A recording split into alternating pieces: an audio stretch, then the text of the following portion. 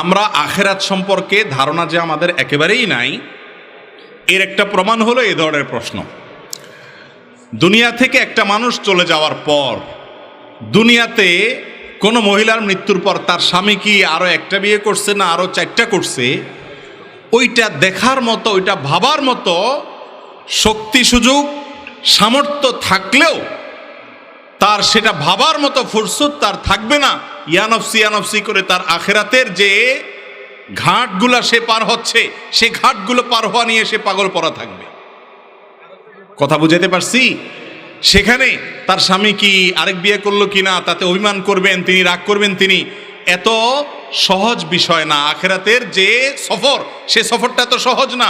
সেখানে ইয়ানফসি করতে করতে অস্থির থাকবে, বেচাইন থাকবে, ঠিক না বেঠিক? বিধায় এটা ভুল যে স্বামী দ্বিতীয় বিয়ে করলে স্ত্রী কবরে কষ্ট পাবে। আবার কষ্ট পেলে সেটা করা জায়েজ হবে কিনা সেটা আরেক বিষয়।